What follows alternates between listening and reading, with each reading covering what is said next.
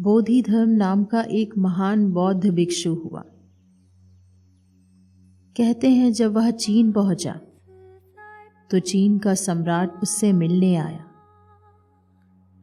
सम्राट ने उससे कहा, मेरा मन बहुत बेचैन है, बहुत अशांत है। आप महान संत हैं और मैं आपकी प्रतीक्षा कर रहा था।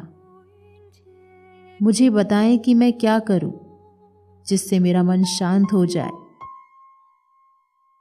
बोधि धर्म ने कहा, कुछ भी मत करो, पहले अपना मन मेरे पास ले आओ। सम्राट कुछ समझ ना सका। उसने कहा, आप कहना क्या चाहते हैं? बोधि धर्म बोले, सुबह 4 बजे आना, जब यहां कोई नहीं होता। अकेले आना और ध्यान रखना, अपने मन को साथ लेते आना। वह सम्राट सारी रात सो ना सका। उसने सोचा, यह आदमी पागल जान पड़ता है, जाना व्यर्थ है।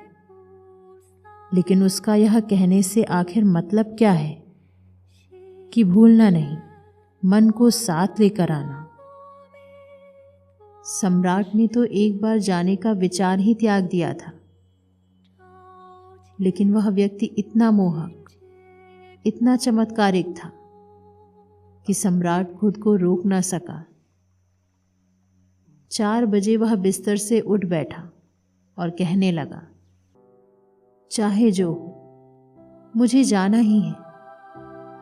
इस व्यक्ति के पास कुछ है। उसकी आंखें कहती हैं कि उसके पास कुछ है। थोड़ा सा पागल जरूर लगता है, फिर भी मुझे जाना चाहिए। देखें क्या हो सकता है। सम्राट पहुंचा वहां। बोधि धर्म बैठा था। उसने कहा, आ गए तुम, कहाँ है तुम्हारा मन? उसे अपने साथ लाए हो या नहीं? सम्राट बोला, आप क्या फिजूल की बात कहते हो? अगर मैं यहां हूं तो मेरा मन भी तो यहीं होगा ना। यह कोई ऐसी चीज थोड़ी है जिसे मैं भूल कर रख आ सकता हूं। वह मुझ में ही है। बोधि धर्म बोले, अच्छा तो ठीक। सो पहली बात का निर्णय हुआ कि मन तुम में ही है। सम्राट बोला, हाँ ठीक, मन तो मुझ में ही है। बोधि धर्म बोले, तो अब आंखें बंद कर लो और खोजो जरा कि मन कहाँ है, और तुम उसे ढूंढ लो कि वह कहाँ है। तो फिर उसी क्षण मुझे बता देना, मैं उसे शांत कर दूंगा। सम्राट ने आंखें बंद कर ली और कोशिश करता ही गया मन को खोजने की। जितना ही भीतर झांकता गया उतना ही होश आता गया कि वहां कोई मन नहीं है। मन एक क्रिया मात्र है, वह कोई चीज नहीं है कि जिसे ठीक ठीक इंगित किया जा सके। लेकिन जिस क्षण उसने जाना कि मन कोई वस्तु नहीं, उसी क्षण उसे अपनी खोज का बेतुकापन भी खुलकर प्रकट हो गया।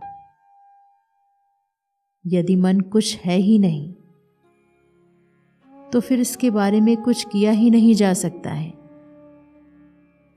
यदि यह क्रिया है तो उस क्रिया को क्रियान्वित मत करो, बस हो गई बात। यदि यह गति की भांति, चाल की भांति है तो मत चलो। सम्राट ने अपनी आंखें खोली और वह बोधि धर्म के सामने झुक गया और बोला, ढूंढ निकालने को मन जैसा कुछ है ही नहीं। बोधि धर्म बोले, मैंने तब उसे शांत कर दिया है। और जब भी तुम महसूस करो कि तुम अशांत हो, तो बस जरा भीतर झांक लेना और देख लेना कि वह बेचैनी कहाँ है। यह अवलोकन ही मन विरोधी है, क्योंकि यह देखना सोचना नहीं है। यदि तुम पूरी उत्कटता से झांको तो तुम्हारी सारी ऊर्जा एक दृष्टि बन जाती है, और वही ऊर्जा गति और सोच विचार भी बन सकती है।